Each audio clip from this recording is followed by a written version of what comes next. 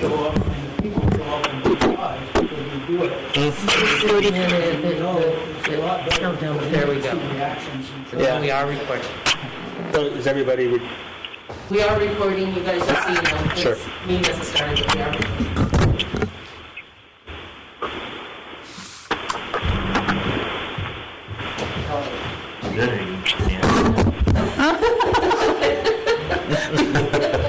He's like, no, don't make me. Not yet.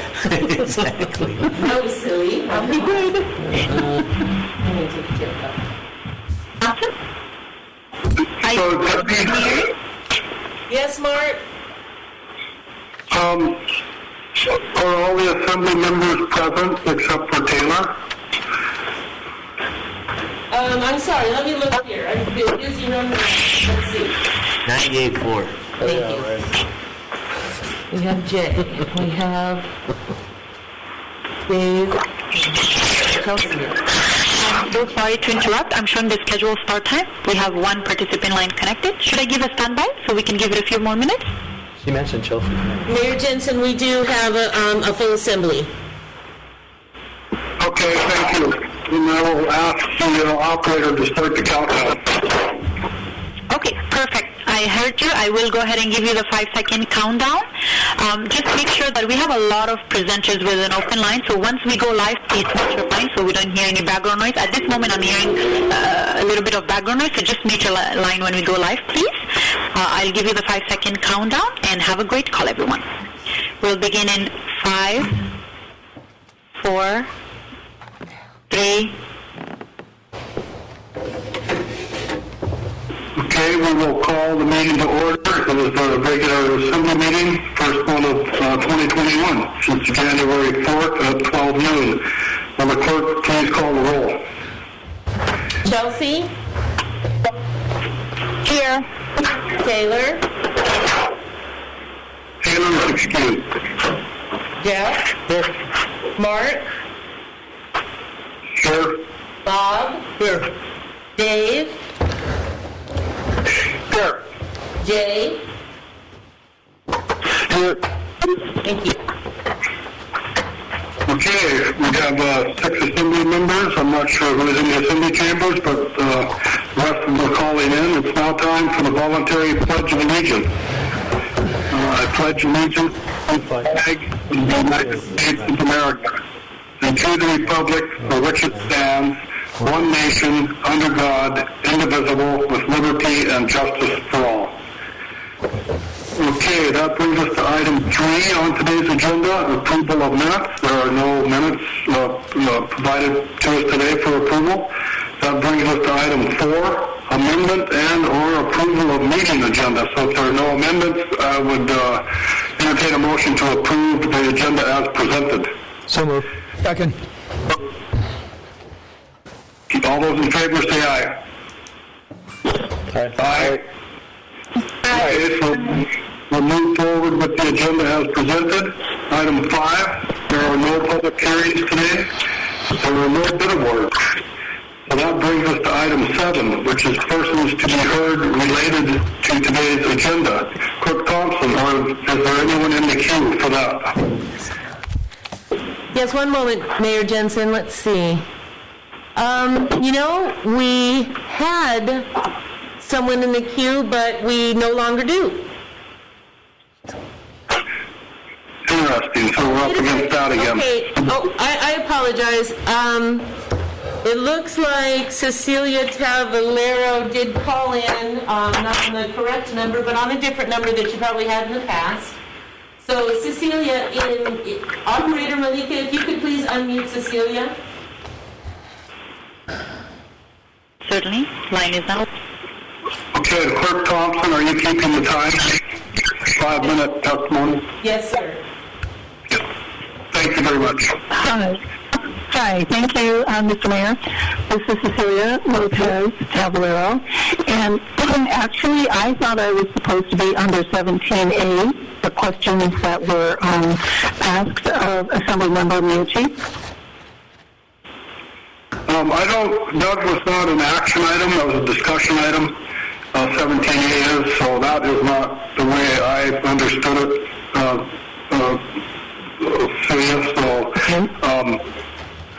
have answers to the questions from 17A, or just start with your testimony, or your Okay. and we'll start Well, we did send a letter. Oh, okay. Thank you. We did send a letter in that actually addressed. I'm sorry, what was that? I have not seen a letter. Kurt Thompson, have we received a letter? So previously there was a letter, yes, it was a few weeks ago, nothing new. Okay, not addressing any specific questions. Okay, so go ahead and start your 5 minutes, please. Okay. Well, number one, who or what agency selected the land parcels? It was the local stakeholders in Petersburg way back in 2007, and even prior to that, because Victor Guthrie at one point in time was a member. And Dick Cato, Bert Lyons, there were a number of folks who are not with us anymore that were part of selecting parcels that maps have changed over the years. So basically 2007 is when the stakeholders were choosing land, and what criteria, number two, what criteria was used to select the parcels. I'm going to have to say that it was what was available, because we've had to be standing in line for 50 years now. So back then in 2007, it was what was available, because other folks were choosing land, and we stood aside and waited for our turn, basically, is a kind way to put it. Number three, how does the Petersburg Borough address the Petersburg residents' concerns about access to or through selected parcels? Well, that's addressed in the bill. None of the other native corporations throughout the state had to deal with it. I believe, and I may be corrected, but I believe Alaska's last entitlement of the 84,000 acres and this, our bills now have addressed the concerns about public access, that it is open and will continue, and it is in the bill. So now that we are going to be dealing with new bills, we'll have to get back with you as far as the numbers are concerned. Number four, how were the parcels selected for each urban corporation? Well, it was each community of the five, Ketchikan, Wrangell, Petersburg, Haines, and Teneke, had their own stakeholders meetings, and they all addressed for their own communities. And number five, under the proposed organizational structure, I believe that should be ALC. Under the proposed organizational structure, the SALC umbrella oversees the community nonprofit boards. Will there be one community nonprofit board, or will each community have a board under the umbrella? Number one, each community has their own nonprofit corporation organized for addressing Congress. And there is no umbrella overseeing all of the nonprofit boards. Each nonprofit board from each of the five communities has two representatives that are members of the umbrella corporation, which is Southeast Alaska Wetlands Corporation. Number six, will the community nonprofit boards be comprised of members that reside in the communities, or can board members live elsewhere and be board members? Any stakeholder who wants to run for the board can and are encouraged to, no matter where they live. If you were around in 1971 when the Bureau of Indian BIA, when they went around and did enrollment for each of the communities, if you were signed up to a particular community, when you are eligible to that's your community. And so if you want to run for a board, in the past, prior to the 5 communities being left out,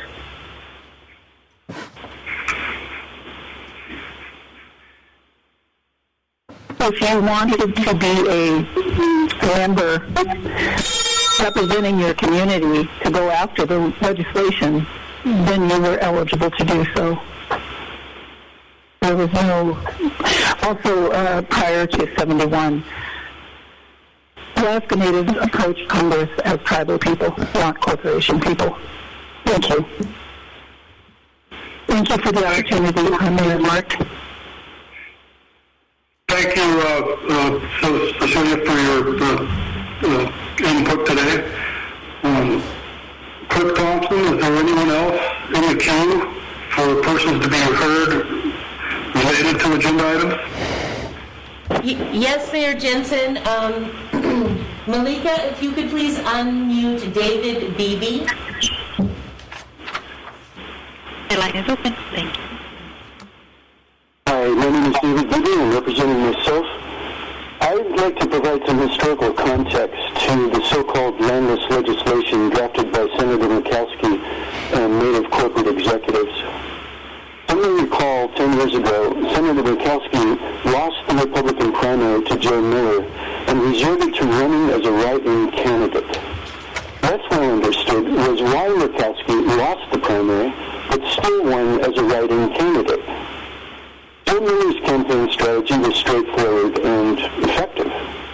It focused on Murkowski's, that's father and daughter's, federal deficit spending habits, and this caused extreme concern for Alaska, being a heavily dependent beneficiary of Alaska's delegation's access to federal taxpayer largesse.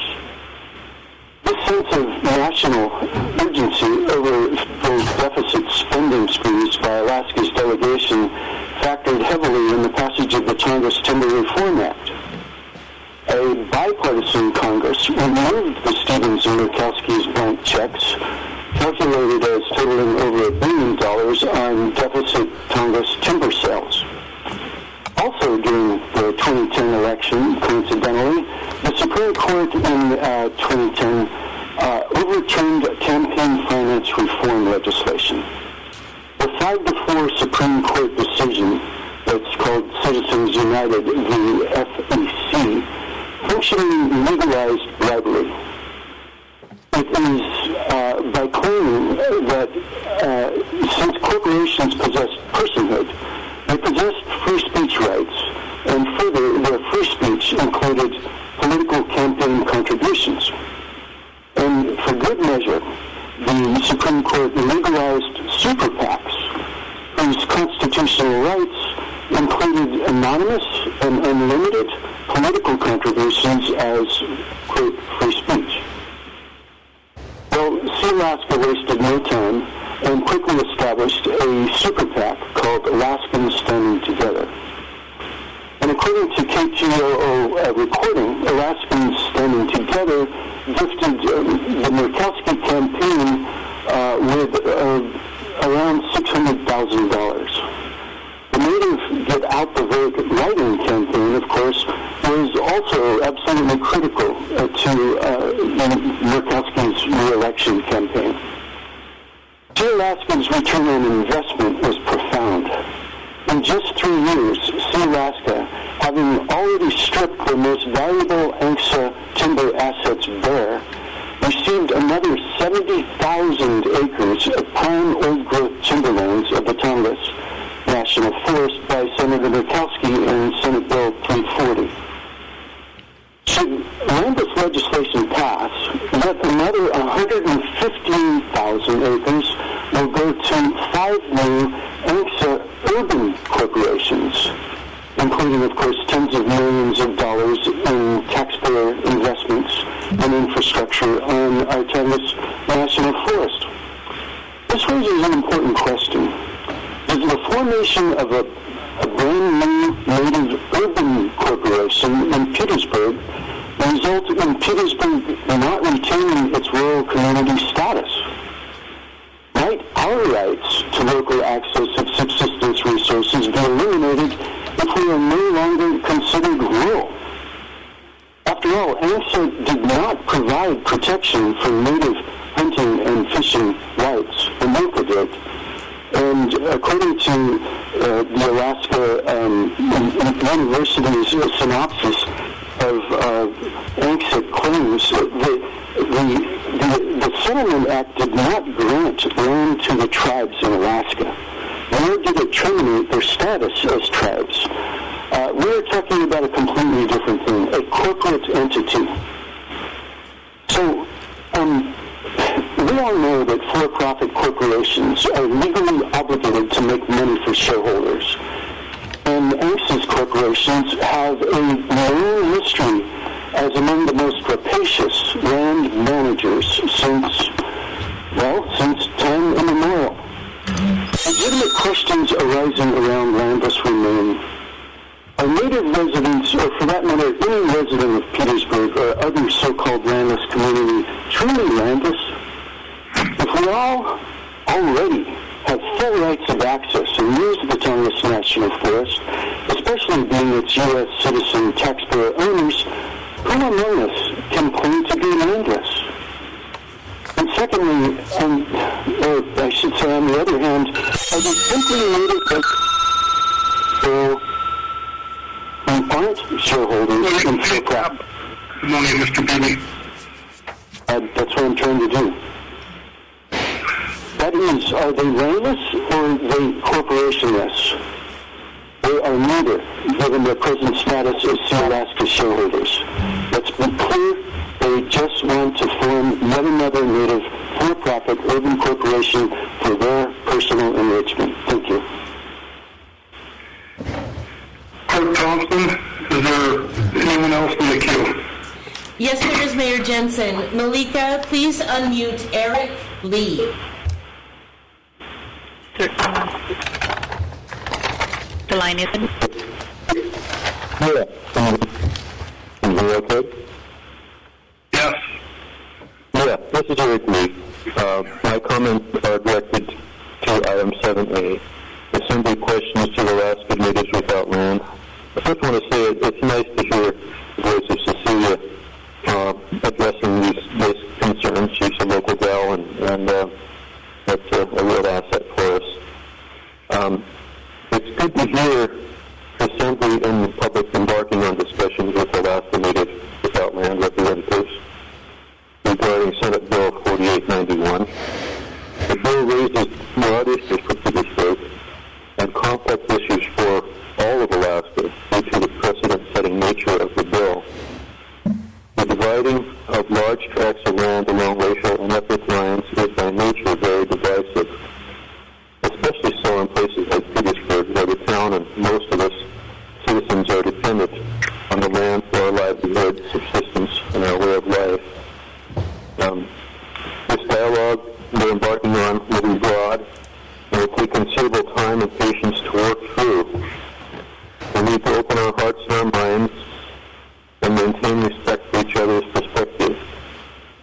Comments such as were made at the December 7th meeting characterizing those of us who are concerned about logging as radicals who are either grossly misinformed or have no grasp in reality are disrespectful of others' perspective and will not move the discussion forward in a positive way.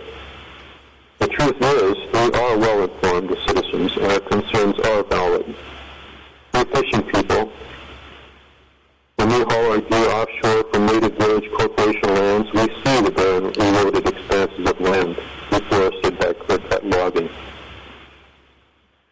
Down on Cleveland Peninsula, we see mile after mile of contiguous mountainside completely deforested by Sea project, which is still in progress.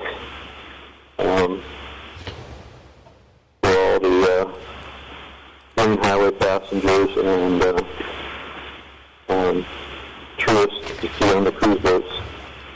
Here in Alaska, here in Petersburg, the 23,000 acres of land selected on Mitop Island in Thomas Bay and Portage Bay are vitally important to our community, and we should all be concerned about the future welfare of the forests in those areas.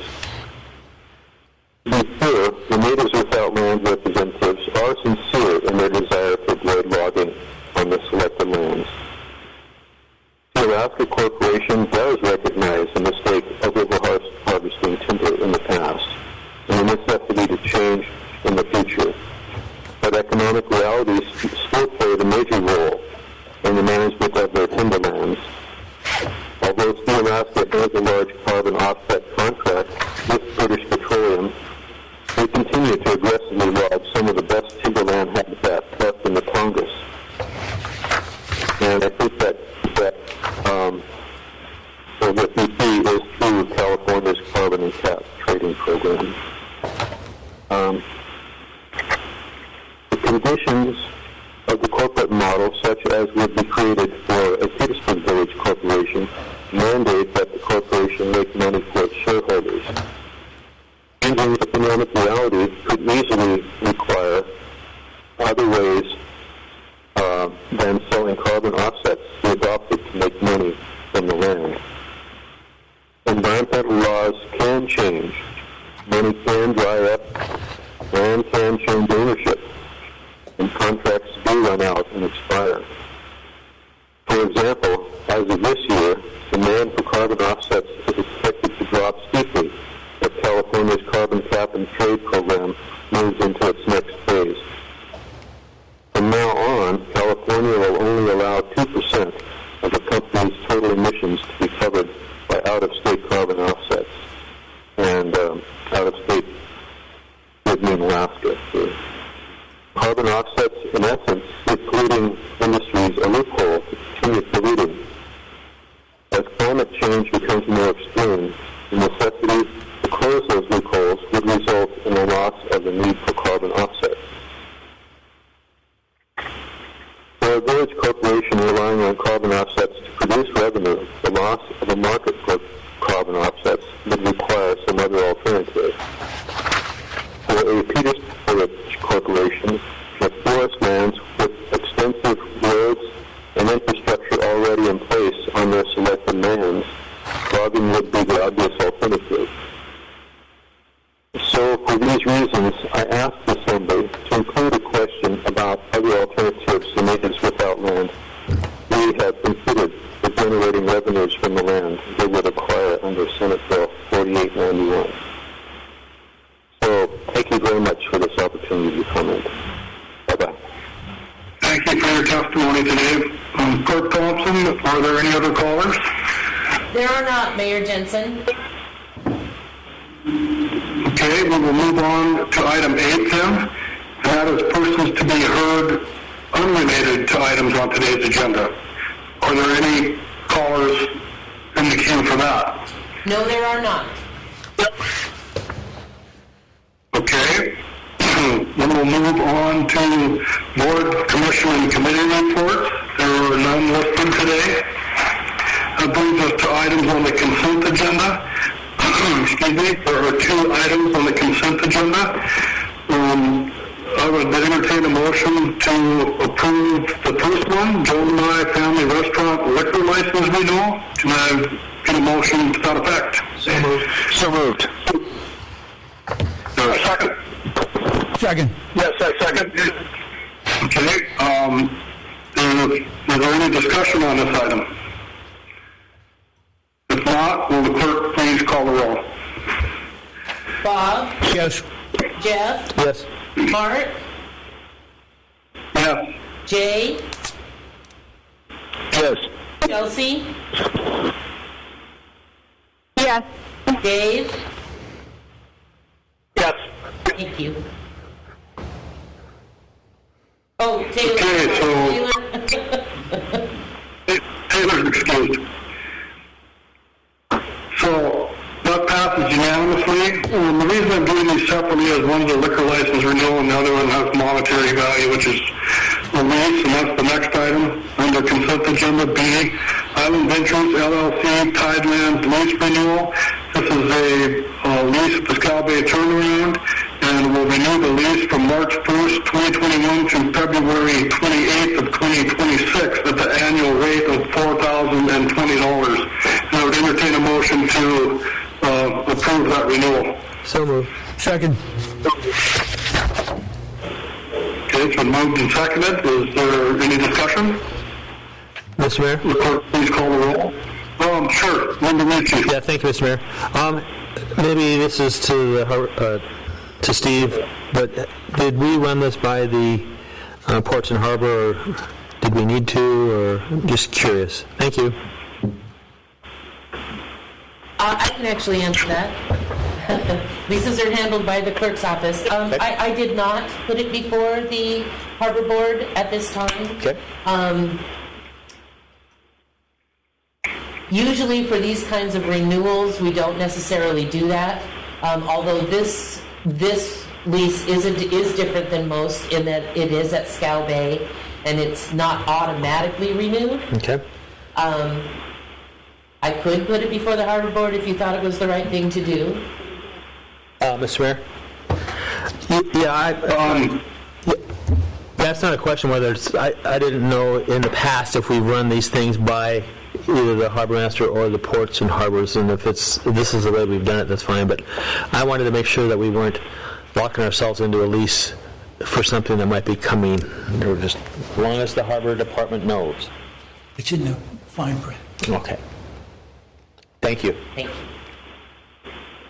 I think some of the language in this lease is if the land is found to have a better use, and this lease could be terminated. But yeah, I think this has been vetted in the past by the Harbor Board for these leases. Is there any other discussion? Clerk, call the roll. Jeff? Yes. Jay? Yes. Dave? Yes. Bob? Yes. Mark? Yes. Chelsea?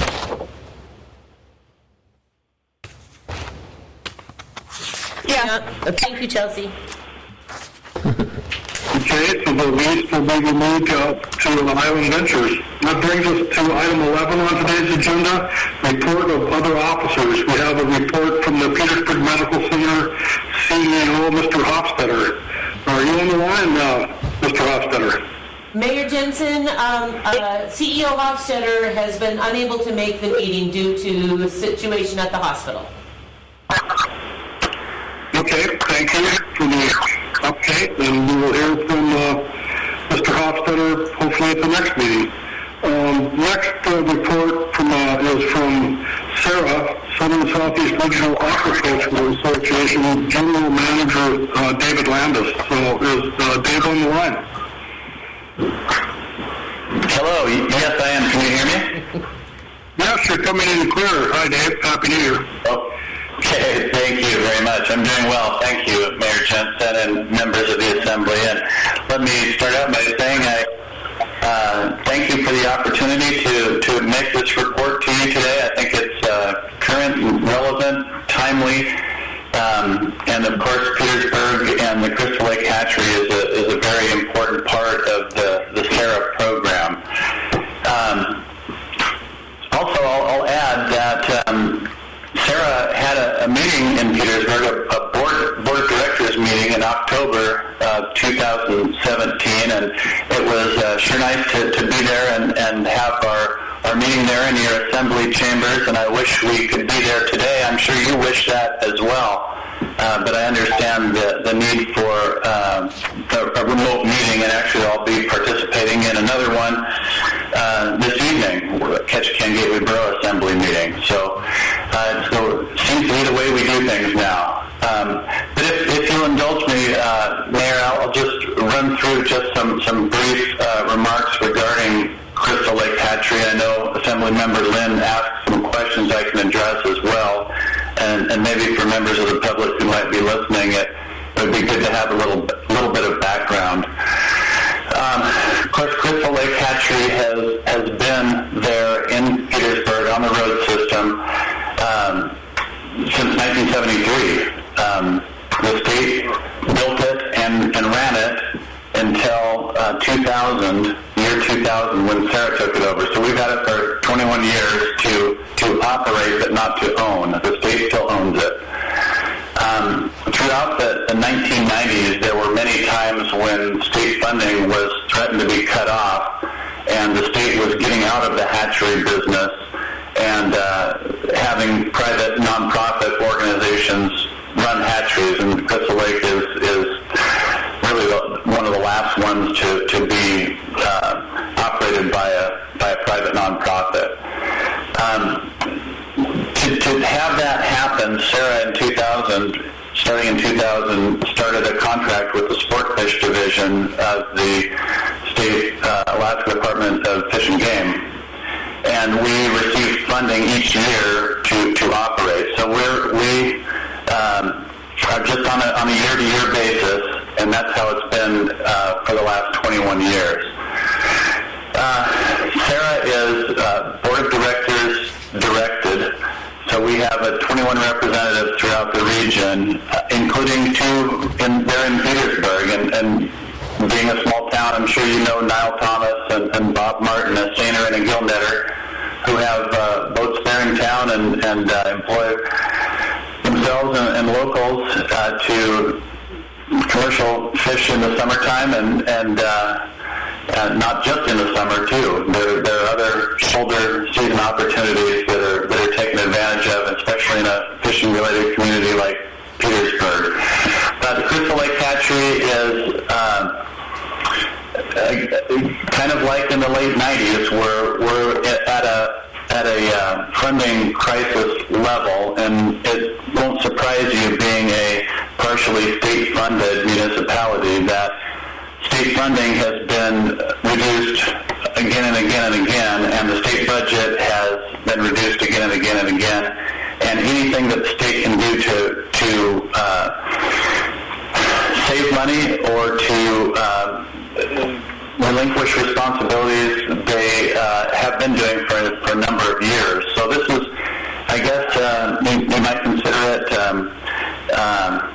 it was not if but when something like this happened, and unfortunately the stars were in a line to make this more of a threat because of Sarah's financial situation with several poor years of cost recovery, which is how most of our funding is gathered. We're actually last year and then this year again, we will be borrowing money to operate, and that's not a healthy situation. That's not a sustainable situation. But every dollar that we spend really is a dollar that we're borrowing. So that's a pretty tough situation to be in, and we just really cannot afford to take on additional costs at this time. So again, this comes at a very inopportune time. But the state late this summer, last summer I should say, informed us that it was their intention to reduce funding for the Crystal Lake Hatchery. The point of contention was a portion of the funding known as the surcharge, and let me just briefly explain how Crystal Lake is funded through that state sportfish contract. There are really two main sources of funding. One is a sport fishing license surcharge. So this is a component that's from the sport fishing enterprise account in the department that is derived from bond sales that were done in 2000.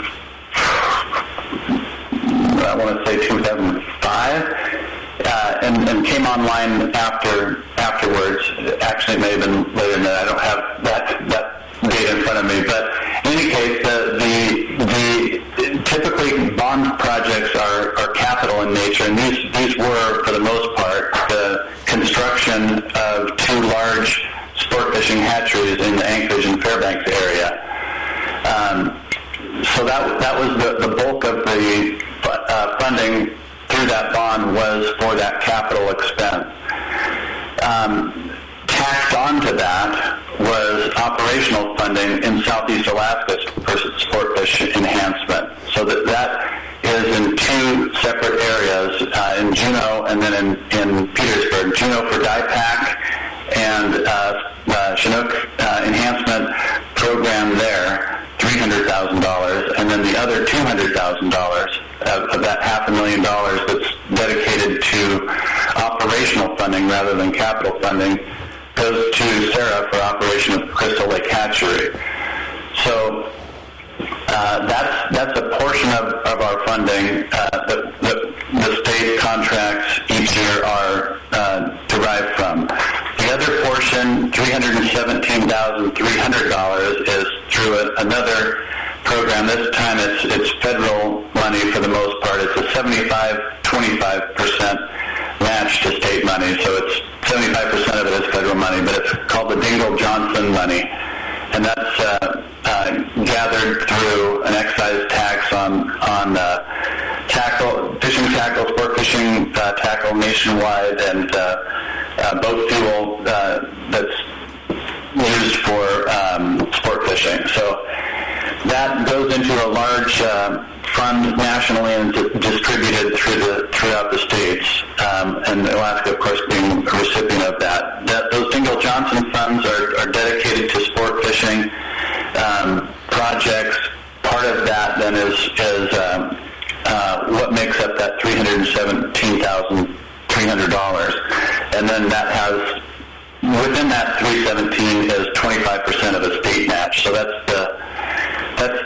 the money that the unrestricted general fund from the state funding goes towards. So that's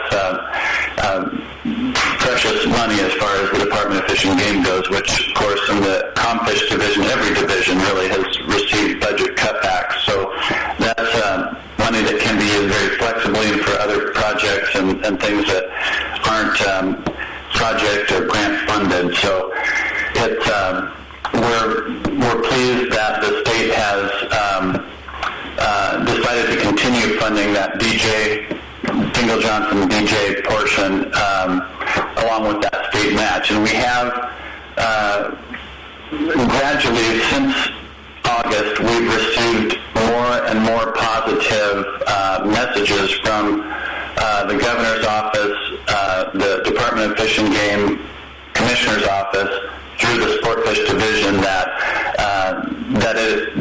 funding is more secure than we were initially fearful that it might be in August and September last year. So that's the budget scenario. Now let me say that's the budget that the state puts towards producing sportfish.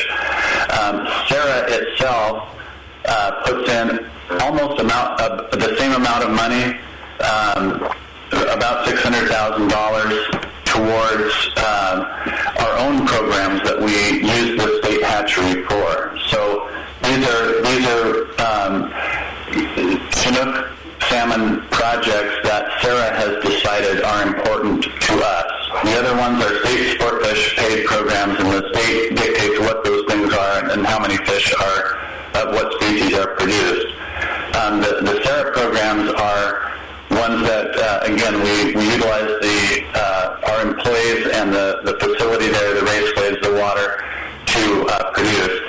Not to say that there isn't crossover in terms of Sarah programs being caught by sport fishermen, the state sportfish programs being caught by commercial, and vice versa. It's just the state programs are more directly targeted towards sport, and Sarah is through our board, which is primarily commercial fishing related, directed towards commercial users.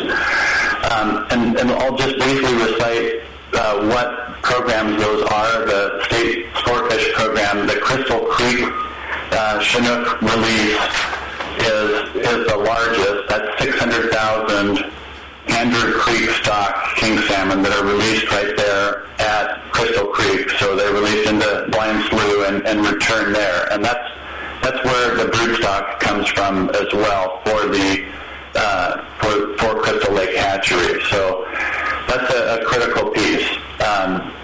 There's also released from the hatchery 100,000 smolt from a coho stock that actually is the Crystal Creek stock. So there's a small run of coho from Crystal Creek that was essentially mitigated when the hatchery was placed there by enhancement and release of those cohos there.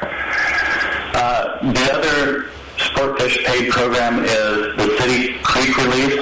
So on the other side of town, you're familiar with this. The net pen is anchored there, and fish are reared there. That's only 100,000 fish typically, and those are the Andrew Creek stock too. So Andrew Creek is up the Stickeen River. So those are virtually native fish to right there in Petersburg. The SARA programs that we run are the Anita Bay program. So Anita Bay is down near Wrangell. There is heavy use in the commercial sector, but a substantial number of sport caught king salmon as well are from that Anita Bay release. That's 450,000 Andrew Creek fish. And then the other two programs are Neats Bay down near Ketchikan and Port St. Nicholas near Craig, and those are Chipman River stock. So that's the other Chinook stock that Sarah has. Those are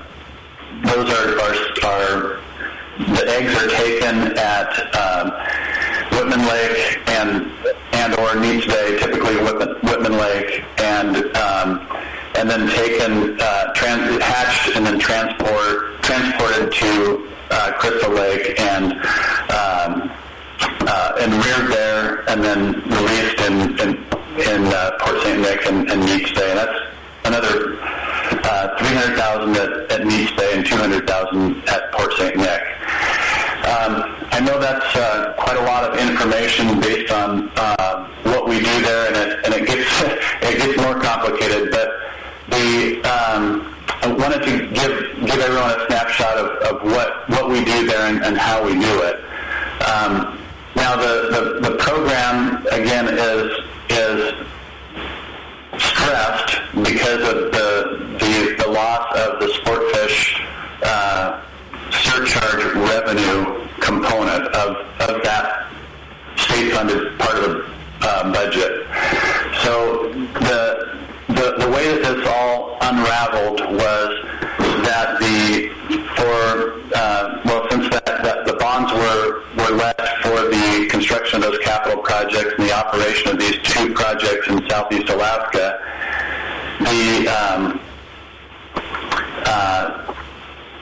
the bonds have been paid down. So the sport fish licenses have been sold. There have been great sales. That the bonds were paid off early, actually, unexpectedly early, and prior to the expiration of the bond, the paying down of all these monies, we started lobbying the state legislature to renew the surcharge on sport fish licenses in order to provide funding for not only the continued operation of the Southeast project, but the operation and maintenance of those now built state facilities in Anchorage and Fairbanks. So that was all going along fine. Our legislators were teed up on it. It seemed like a great idea. It's a user pays system that doesn't draw from the state budget. The state has some great advocates working for it in these user groups.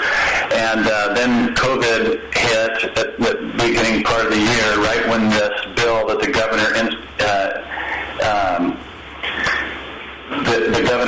put forward, the Fish and Game, and then the governor's office had two bills, one in the Senate and one in the House, to renew the surcharge in order to do these things.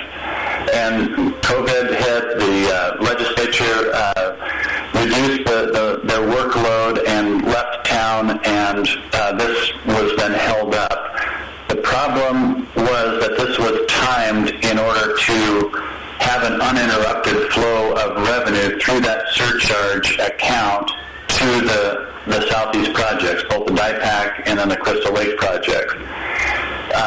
Since there was this problem with the renewal of the surcharge legislation, now December 31st, 4 days ago, now by law, the surcharge collection has to cease for those accounts on the year in which the bonds are paid off. So the bonds are paid off. December 31st came and went. Now there's no surcharge. It's off the books 100%. It can't be reinstated until and if the state legislature has a similar bill, and we understand that there is one that is being conceived within the governor's office and the commissioner's office to put forward to the legislature. We feel good that our legislators understand the issue.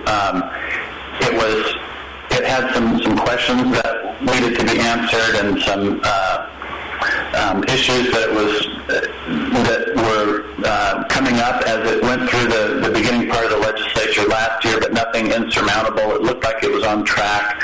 Now we lost that year, so essentially we have a funding gap from that source of revenue starting July 1st, 2021. So from July 1st, 2021 till June 30th, 2022, essentially we are without that $200,000. We expect that during this legislative session that is upcoming, starting this month in a few weeks, that legislation will be introduced. It will be advocated for by the communities that are in Southeast Alaska, as well as those that would benefit from the production of those sportfish hatcheries in Anchorage and Fairbanks.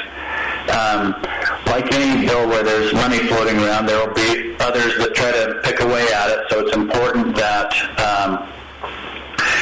we have good representation and full understanding of what this means to communities throughout Southeast Alaska by the legislature, and that getting to Assemblymember Lynn's questions is one of the things that I think that the Petersburg Assembly can be very valuable in is advocacy, writing letters, making phone calls, getting the information, and being able to effectively advocate as much as we can. I know that it's difficult these days to do the same kind of things that we did in previous years, pre-COVID, but phones still work.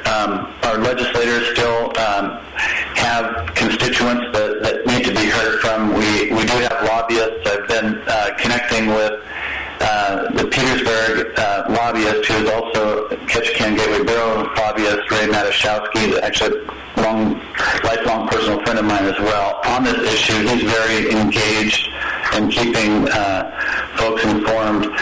So I think that we have a very good chance of having the surcharge reinstated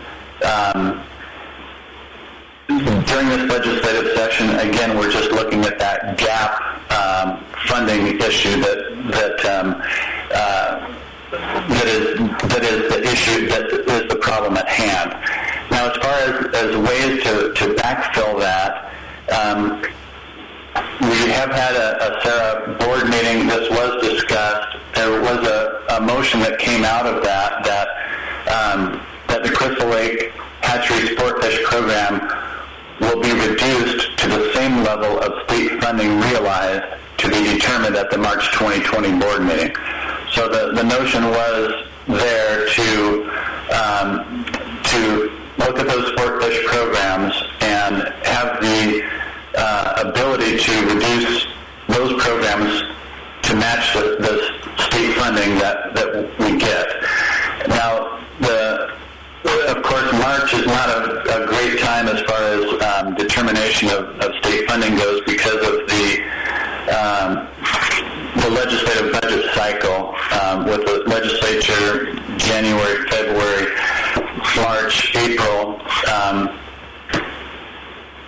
we won't know for sure if there is some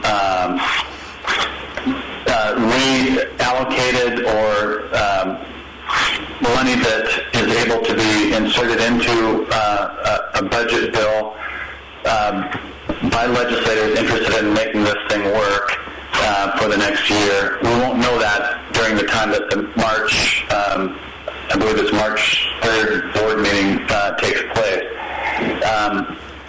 But that is a source of funding for that gap, is just through the legislator itself on a one-time only basis. The other source is there is the Pacific Salmon Treaty, which has a component that is what they call a mitigation element. So to mitigate for the salmon returns and interception, there's a pot of money set aside. It typically goes to research and enhancement projects. Some of those are capital related, but we understand from those who are administering the program that there is a very real possibility of a one-time funding through that source of money to backfill for that $200,000 as well. One more thing before and I'm sorry I've kept you so long, but it does get complicated. One more thing is that if there were partial funding in some amount, the way that motion was worded reduced to the same level of state funding. If there were some portion of that or some combination of funding sources that would combine to fill part of that, of course that could be very close to a full release based on that level of funding. So that's essentially where we're at, and I think that I mostly answered Assemblymember Lynn's questions. We don't have any change in the blind slough release in particular for the foreseeable future. If the City Creek release would be, and then the Coho release would be the ones that we would look at first. Certainly,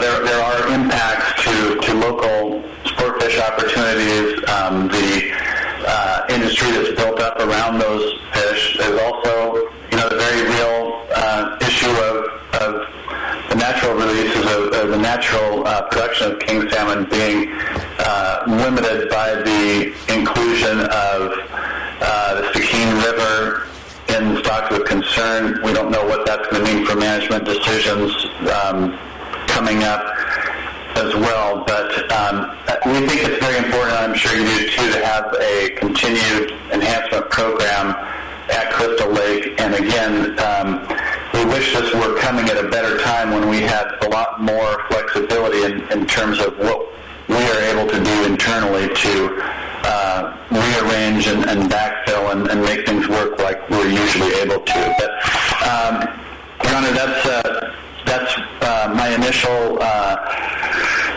statement, and if you have any questions for me, I'd sure try to answer them or get back to you with the answer. Thank you, Dave, for that. That's very informative, and I appreciate all the information you gave us. And we'll see, are there any questions of Mr. Landis from Assembly members? I do, Mr. Mayor. David, thanks for that. It's excellent. A question for you. What effect that $200,000 will have on, let's say, down the road future operations at Crystal Lake? Do you have any feel for that? I don't see any lasting detrimental effects. I don't see changes in staffing or capital issues or anything like that, or biologically. I think that was one of your positions too. We just don't see anything but a short-term gap in funding that, if it's not filled, we have to be able to make our budget work, because we just simply can't borrow more money for doing this. Thank you. Mr. Mayor? Any other questions? Yeah, Mr. Mayor? This is Member Ritchie. Yeah, thank you, Mr. Mayor. So we'll be looking for a funding request like in February. Is that what we're looking at right now?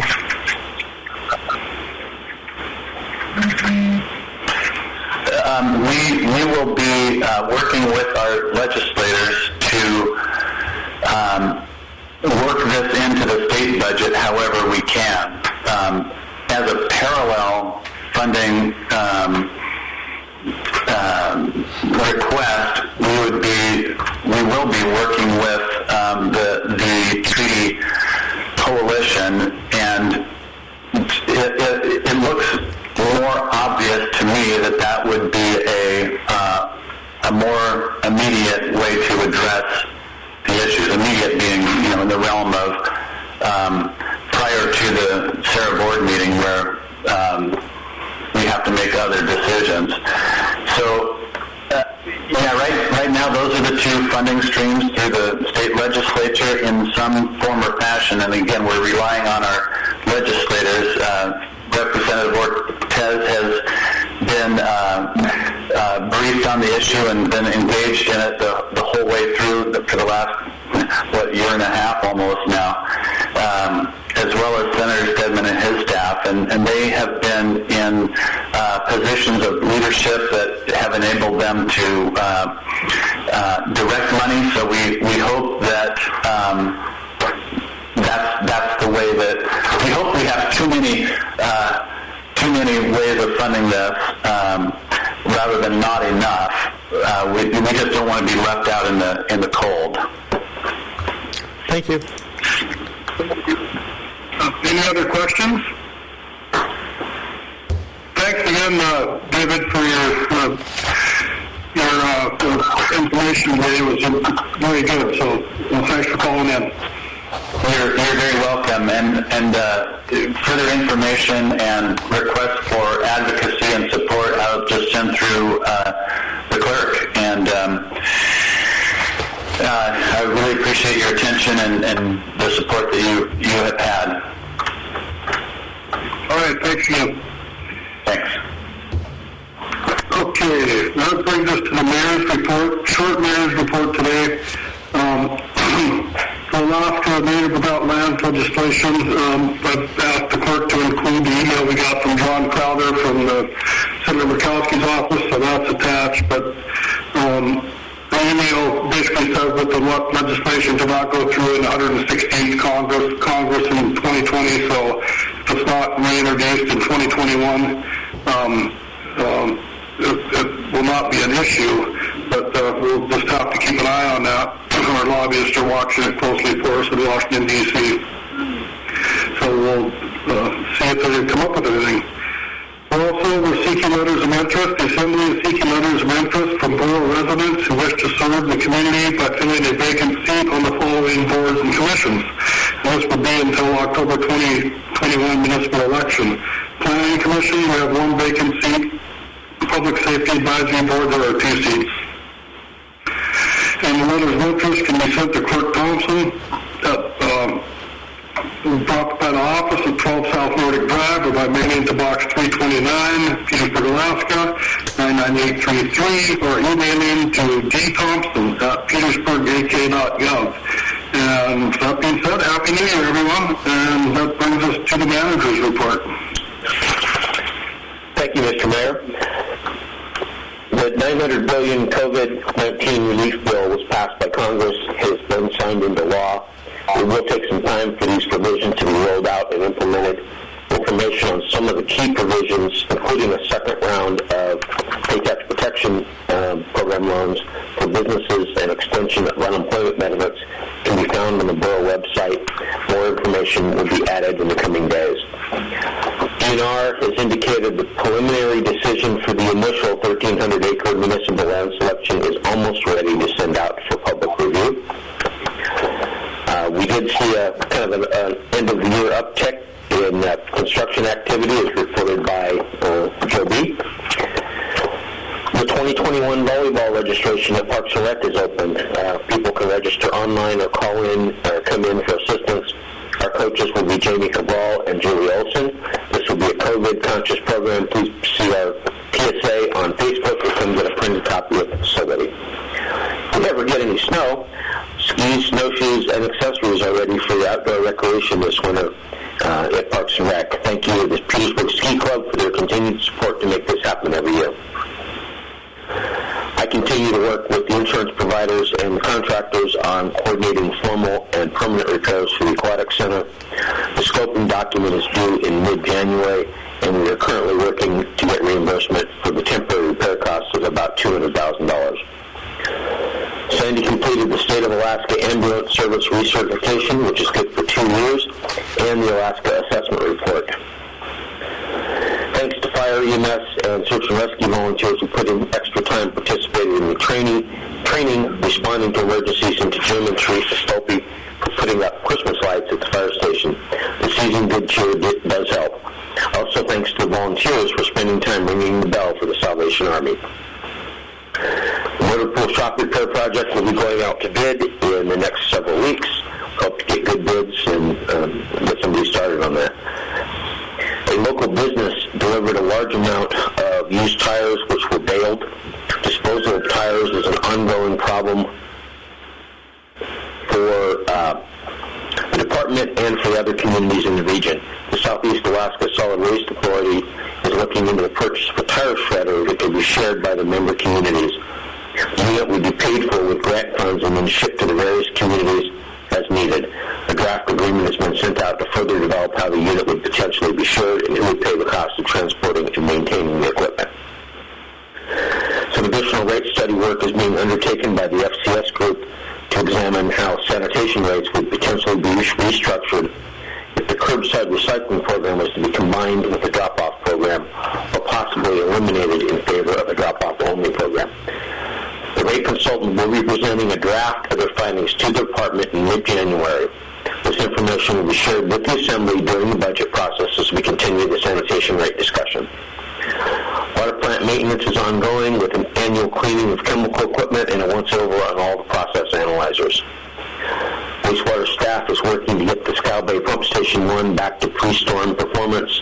Efficiency issues related to automatic priming of the pumps is a concern if we see high stormwater flows again. Very good to get the replacement project completed in 2021. Staff work to identify deficiencies with the sewer mains on Ira 2 and 8th Street. There are several problems that are causing regular stoppages in the main. Director is working on putting together a plan to replace 4 to 5 blocks of this main in the spring. Power and Light staff working to source a replacement for a failed pump at Crystal Lake Dam. The backup pump is still working to prevent most of the reservoir leakage into the penstock. Crystal Lake level is still quite good for this time of year. Operators have been able to run the hydro at 1,700 kW for an extended period this winter. Sepa Lake levels are likewise the highest they have been at this time of year.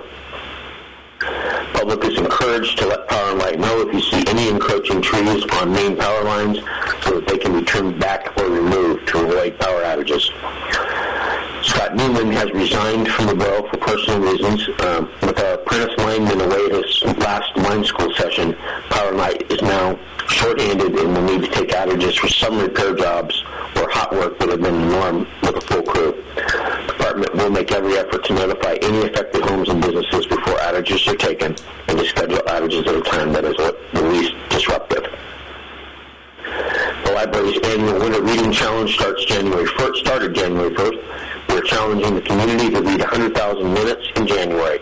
Gift certificates to local businesses will be awarded, sponsored by the Friends of Petersburg Libraries. More information at www.psglib.org. The library is hosting 3 writing workshops taught by Orrin Pearson via Zoom in January.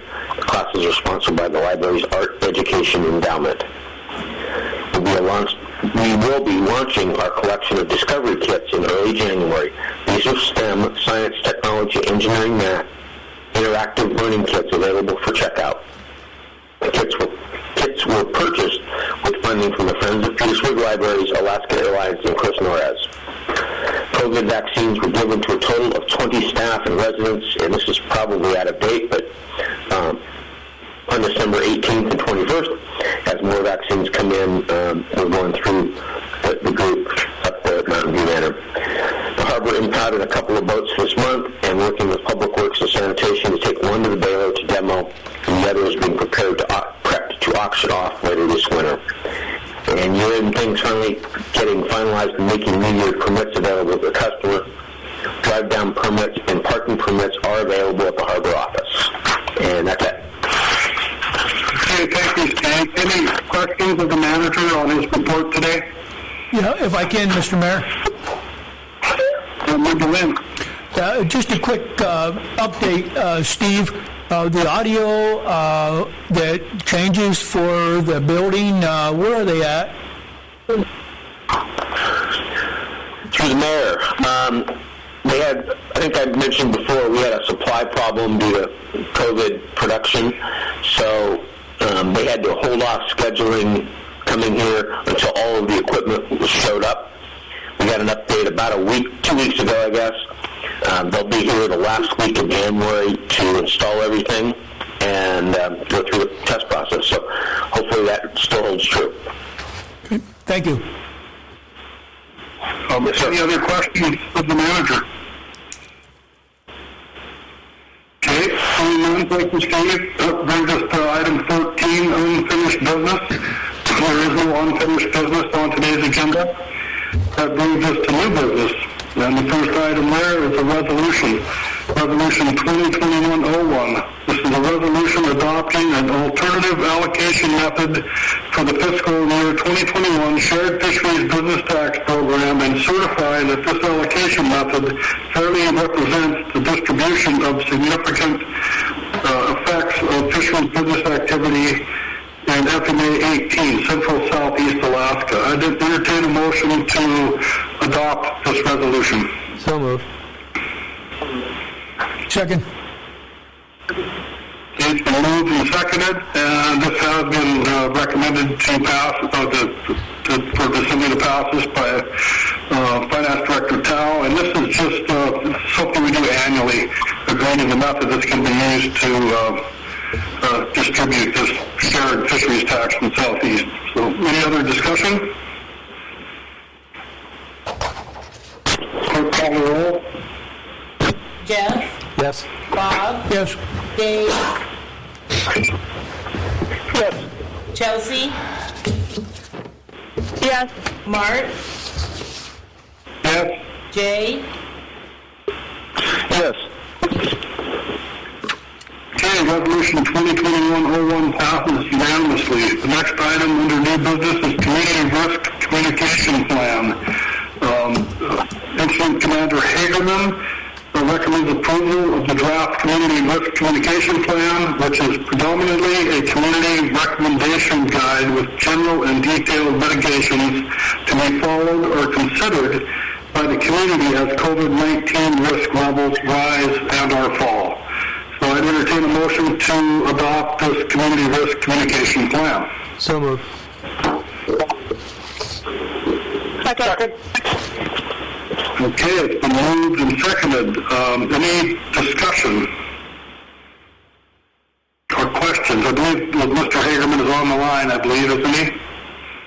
That's correct, Mr. Mayor. Okay, yeah, thought you were going to call. Any questions or discussion about this? Mr. Mayor? Yes. Thank you, Mr. Mayor. Maybe we could get Incident Commander Hagerman just kind of give us a brief synopsis of what we're looking at. I think most of us are aware of it and maybe have looked at it, but just for the folks at home who might not have seen it yet. Yes, I can absolutely do that through the mayor. Excuse me. So the Community Risk Communication Plan is a series of basically informational steps and guidelines, as the mayor had described, for the community to follow or consider, depending on what the COVID-19 situation is at any given time.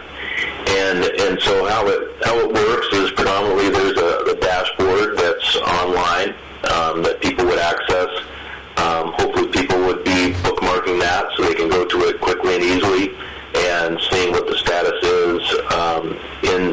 community. There's a lot of different information on the dashboard concerning case counts and percent positivity of any test they're taking, the number of tests that we're performing in Petersburg, a lot of different information, metrics that allow the EOC group to define what the risk level is for the community. When there are changes to the risk metrics and indicators, then the EOC would convene a group mostly made up of command staff and section chiefs to discuss the possibility of going up in level. And every change in level, there are changes in recommendations and guidelines to the community. And of course, the goal is to make the community aware of any increase or decreases in risk, and make the community aware of the best recommended practices to prevent additional spread of the virus, or in the case of reducing risk, allowing things to open up and people to move about a little more freely and not be under quite so many restrictive guidelines. This plan is written as a recommendation. The only part of it that is a mandate is the face covering portion, which is only that way because it is already a mandate in Petersburg. So there are no requirements tied to this other than the face covering. It is a series of recommendations and guidelines depending on how severe the COVID situation is in Petersburg. And I'll add that at this time, following the holidays and some holiday travel, Petersburg is definitely seeing an uptick in COVID-19 cases. And we reported out a community spread case just this morning. And as soon as I get away from this meeting, I'll be convening with some staff members at the hospital to find out about 2 additional cases that just popped up right before the meeting started. So we're definitely seeing a surge in COVID-19 in Petersburg at this moment, and I think it's important for this plan to be put in place so that we can fully communicate the risks to the community and hopefully stop any additional spread that we might be facing. Any questions? Thank you. Any other questions on Mr. Ackerman? Yes, Mr. Mayor. Member Kirby. Thank you. First, Carl, I just want to thank you for all the work that you and the team have put into this. It's available on the Borough website and is extremely accessible, and I appreciate it as a resource, thinking of both how to operate in terms of business, how to get together with people if you do, what measures to be taking, and just a reminder that the folks are on it, that the PMC and the school each still have their own separate plans and assessments for their risk levels, and those are separate apart from what this community dashboard is. And so I was actually going to ask about how responsive we, because I saw the news report about the community spread this morning. It sounds like it's a very evolving situation right now. So I was, I guess, going to ask the timeline on those kinds of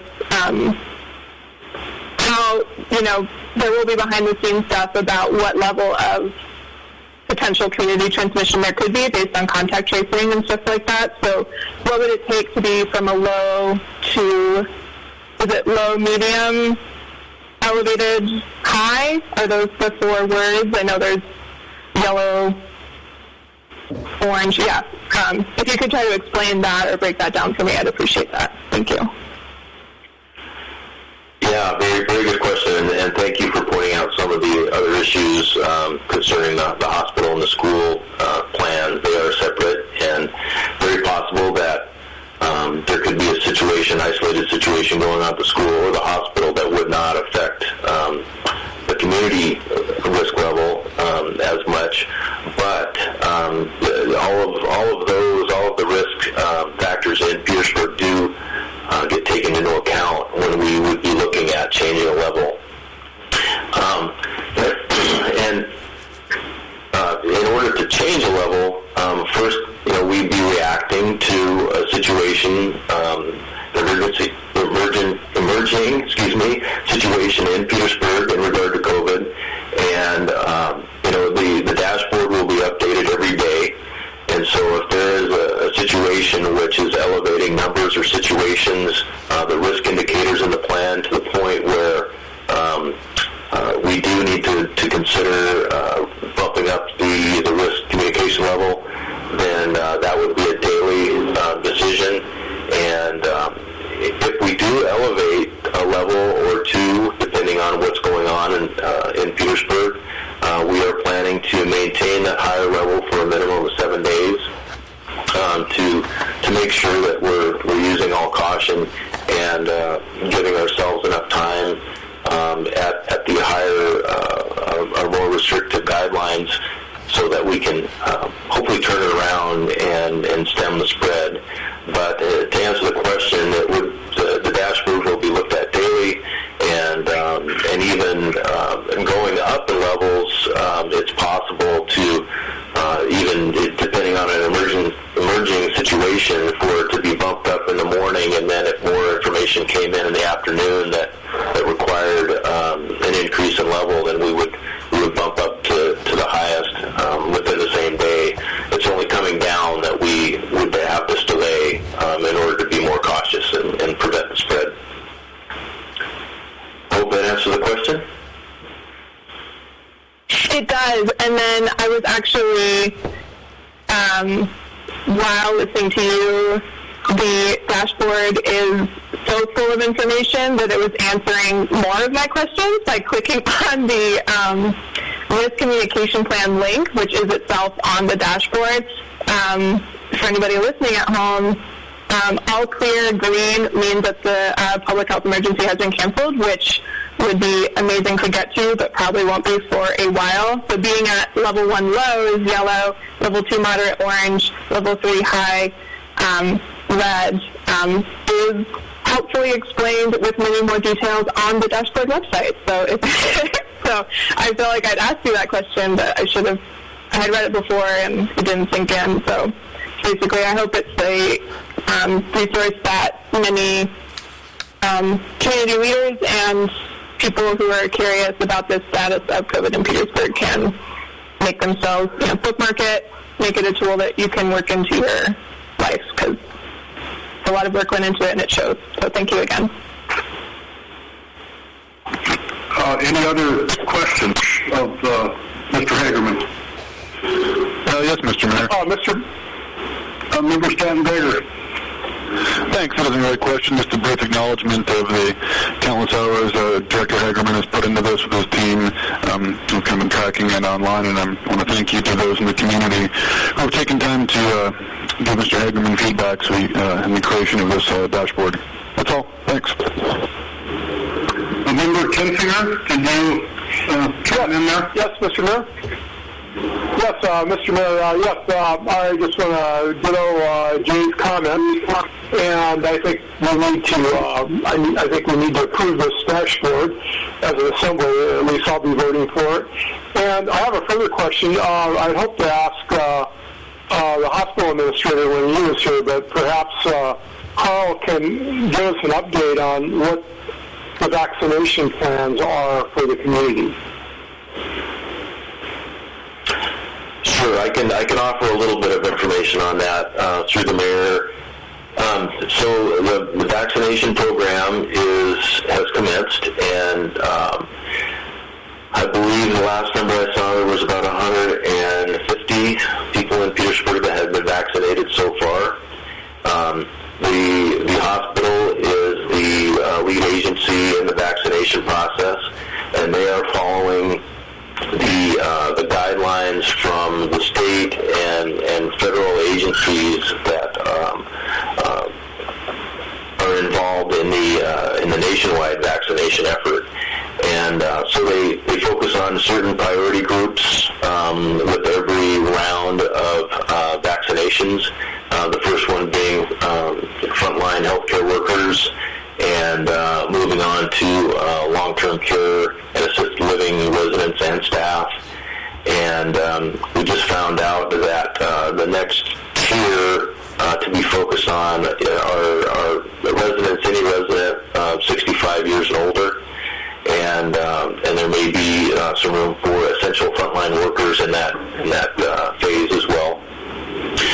But the hospital is in the process of organizing the recipients of the vaccinations, and will be ordering vaccines as needed to follow through with that plan. And also they are having great success in partnering with other sources of vaccines. There are different allocations for different agencies. They have been successful in working with the Surcharge agency in procuring some vaccines for Surcharge beneficiaries, and so the hospital will actually receive those vaccines and be vaccinating Surcharge recipients here within the next week, I believe. And they're also looking at partnering. The hospital is also looking at partnering with other agencies such as the Department of Defense that may also receive an allocation in order to make sure that any specialized groups that have received a vaccination allocation are being administered in Petersburg to the most efficient manner possible, so that the vaccination in our locality can proceed, and we can get to a point where most of the population is vaccinated. Any questions on that? I didn't probably do a great job in answering that question. Phil could do much better, but unfortunately he's dealing with the situation. But I'd be happy to try and answer any more questions. Can I add something to that? Sure. Yeah, just the hospital is adding names to the list of people who would like to get vaccinated, so people can call 772-4299. There is also an online survey, but the link is unwieldy, so giving them a call would let individuals be on the list to be notified when they can get the vaccine. Any other questions of Mr. Hagerman today? Carl, I have a question for you. It seems though we're having a little uptick now in the active cases in Petersburg. At what level can you foresee going from yellow, where we're at now, to orange, and then from orange to red? I mean, is it like 10 cases active, or is there a number associated with that decision? Well, it's a complicated answer, Mr. Mayor, because every situation could be slightly different. It's not strictly based on number of cases in Petersburg. We try to separate those cases out to travel-related cases or a congregate setting case, such as like in a seafood processor setting, or at the school, or we would also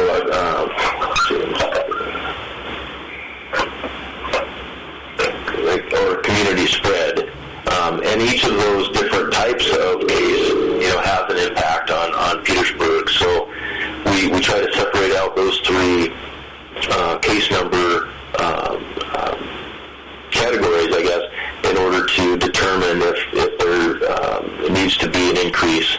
But there are also many other risk indicators that go into the decision to raise the level or not, including, if there's an uptick in just flu-like symptoms in Petersburg, that's an indicator to us that the sickness could be going around and could be a precursor to COVID-19 symptoms. Also, staffing levels at the hospital, if they're adequate or if they're being stressed. People are out of commission at the hospital, not only for COVID-19 reasons, but for any reason, and the staffing is tight, then that is a concern. If there's any, active cases of COVID-19 in the community that requires an inpatient stay at the hospital, it's going to take a lot of staffing. It'll be a major strain on the hospital, so that is an indicator as well. There are many different issues that go into the decision whether to raise or lower. Any one of those in a really bad scenario could raise the level of the entire risk in the community by 1 or 2, depending on which one it is. But we're trying to take into consideration a wide range of indicators, so it's not just based on one thing.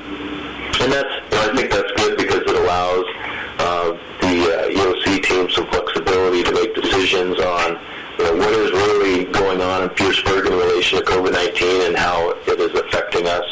And even if we have a situation that's fairly serious, but we know it's isolated to, like a travel-related case or a series of cases that are all in the same family, but they're all isolated from the rest of the community, then that would allow the team to forego any elevation of the community risk level.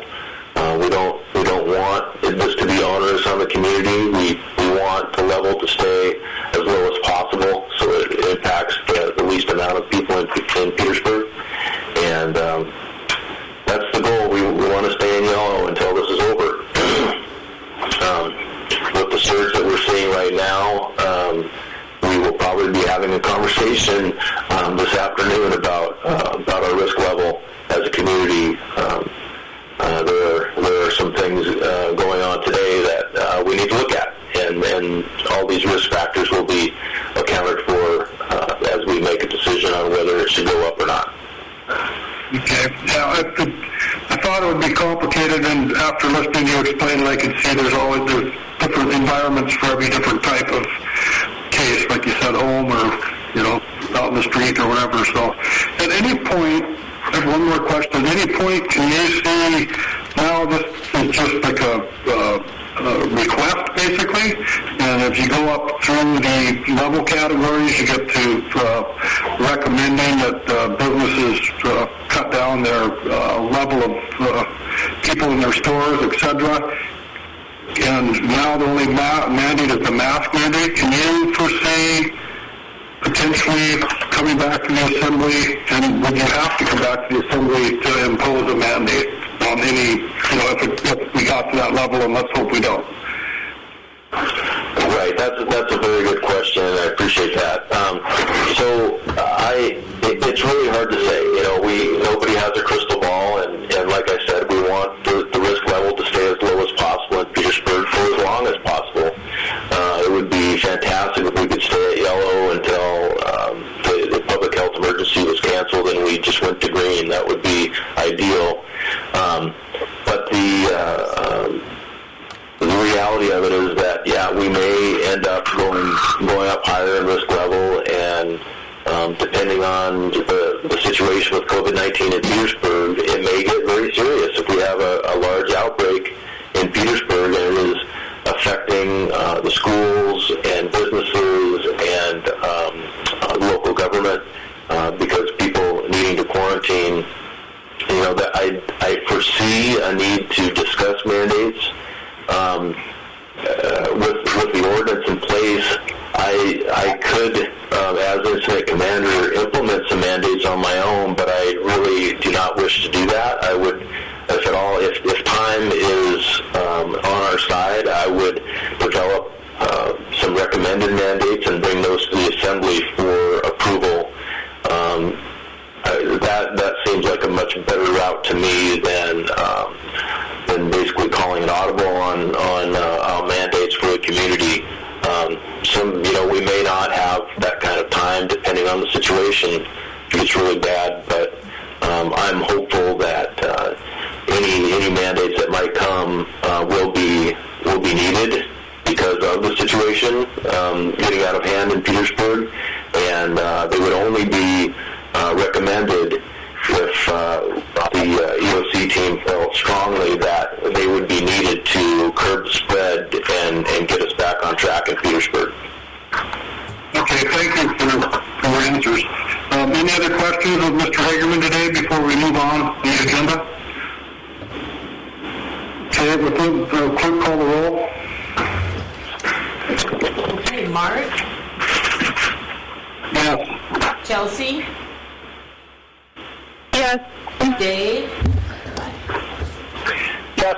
Bob? Yes. Jay? Yes. Jeff? Yes. Okay, this passes unanimously. So that brings us to the next item, communications, correspondence received since December 17th, 2020. There's a list of them on the agenda today. They can also be found at our website.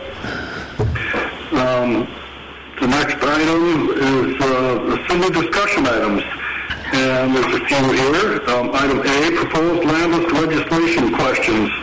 This was the questions that Celia Tabalero Lopez addressed earlier in the meeting, and Assemblymember Michi requested this agenda item and would like to discuss writing a letter with questions regarding the landless legislation, and the questions are listed on the agenda. So, Member Michi.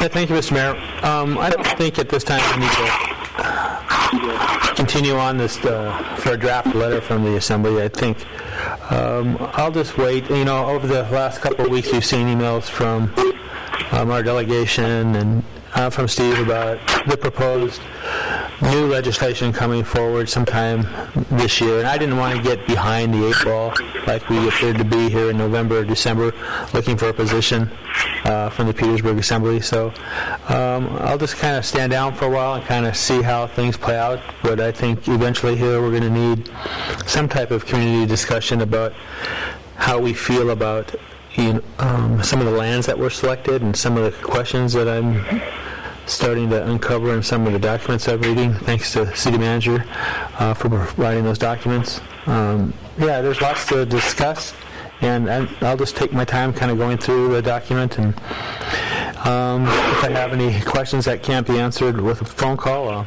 I'll bring them forward here to the Assembly. But that's all I need right now. Thank you. Okay, thank you. Any other Assembly members have input on this discussion item? If not, that brings us to the next discussion item, and Assembly members Stanton, Greger, and Trimley requested this agenda item, and it has to do with the Robert's Rules of Order and the Assembly letting people testify to views related or unrelated to the agenda after those times that item is passed in the agenda. So, with that being said, Member Stanton Greger or Member Trimley, would you like to start off the discussion? Yeah, sure, Mr. Mayor, I'll lead it up. Okay, thanks. Yeah, when we were discussing this last time, I was thinking about ejecting then, but I didn't have the hard copy of Robert's Rules in front of me, and so it makes sense that we waited till now. Yeah, Robert's Rules is pretty clear in terms of any deviation from standard procedure, whether that be letting people testify in the middle of a meeting, or really anything else, from letting someone else go, switching things around. It's a simple motion to suspend the rules to be blank, and as anyone can read Robert's Rules, you can't suspend the rules for certain things. It's pretty clear what's allowed and what's not. But the idea of allowing someone to speak, at a different time in the meeting would fall under that. And it's just a pretty good rule of thumb for us to try to operate by. I know you mentioned last time that we would occasionally let people, who showed up late to the meeting testify to it, which can be perfectly fine, but I think just keeping it on a case-by-case basis. Something you mentioned also, Mr. Mayor, last time was we had people in the queue who had been dropped and wanted to go screen in the Borough and wanted to get them back in there. I think that makes sense because they're already there. Somebody who was waiting. But like last time, we had somebody calling one meeting because they hadn't made it home, I believe. That'd be an appropriate time for us to, keep it tight with Robert's Rules. It's one of the things that helps us run efficient and orderly meetings. So I think it's pretty self-explanatory. And I just wanted to bring included the language in here for the discussion item. It seems pretty straightforward. We just make a motion to suspend the rules and we want to do something off the map a little bit, and then body decides. It's my 2 cents. Okay, Member Tremblay, since you asked for this as well to be on the agenda, do you have any input? No, just that following Robert's rules seems to be appropriate given that's the standard we operate under. So I think it's grateful to St. Greg's for bringing it to the details to our attention. Okay, and it's not like, thanks for bringing this up, and we'll have having this discussion, but yeah, we could have, we can do that at any point, I guess. I guess if the chair did recognize someone to speak, we can stop that with a point of order, but at the last meeting, I did mention that we've done more of it, allowing people to speak after the agenda items have been passed, behind us in the agenda. And then this has also happened when we were having assembly meetings in the chambers open to the public, where people would come in and, listening to it at home, and they didn't think there was anything on the agenda to be present to talk about. Then they'd come in, and we've had a few cases that I can recall where we let them speak. But if this is how, Robert's Rules of Order is the guideline we're supposed to follow, so we will try to adhere that. So yeah, that's my input. Any other input by other assembly members? Mr. Mayor? Yes, Member Kinsinger. Yes, Mr. Mayor, you do an excellent job running the meetings, and you have for many years. And I understand right now it's very difficult and hard since we're doing this all by phone, and hopefully when we're done with COVID, we can be back meeting in person. But I think this is the way we need to do it. If we have somebody that calls in, I think one of the members needs to call a point of order, or you just need to put it up for a vote of the other members, and then we can proceed on. So, yes, I'm supporting of us following this regular order of business. Thank you. All right. So, some other clarification. Any other assembly members want to comment on this discussion item? Okay. That brings us to assembly member comments. Are there any comments in general by the assembly? Yes. Member Tremblay. Thank you. We will be talking more about consequences of the state budget, and I wanted to highlight for the public that the House Finance Committee is having a meeting on the proposed governor's budget this Wednesday at 1 p.m.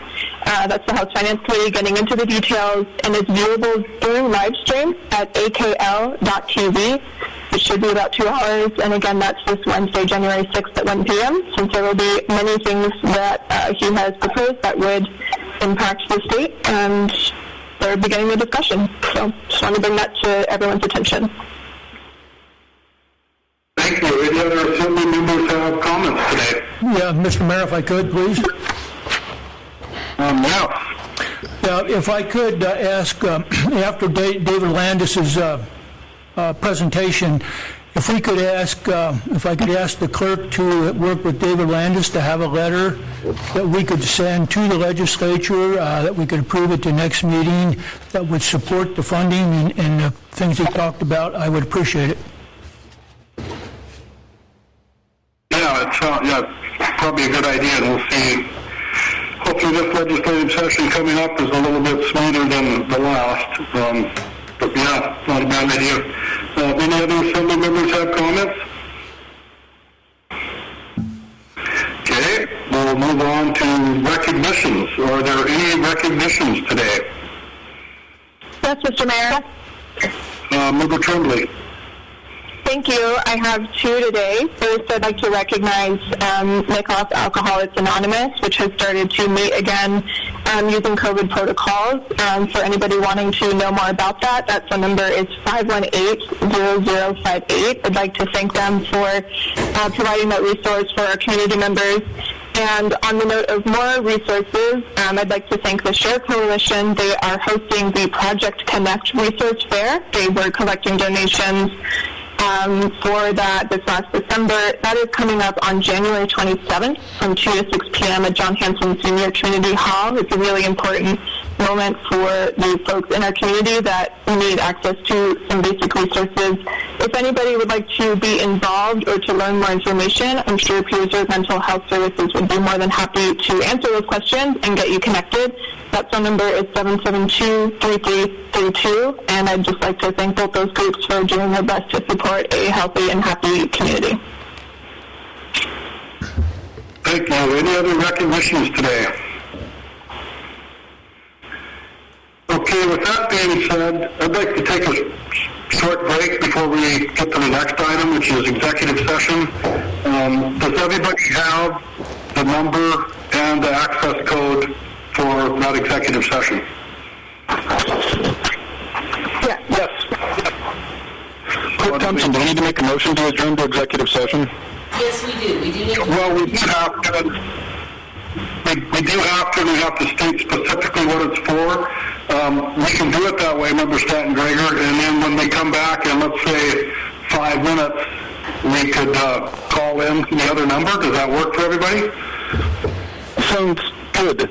In that case, I would make a motion to adjourn to executive session to discuss the status of and strategy with respect to collective bargaining with the Petersburg Municipal Employees Association. I'll second that motion.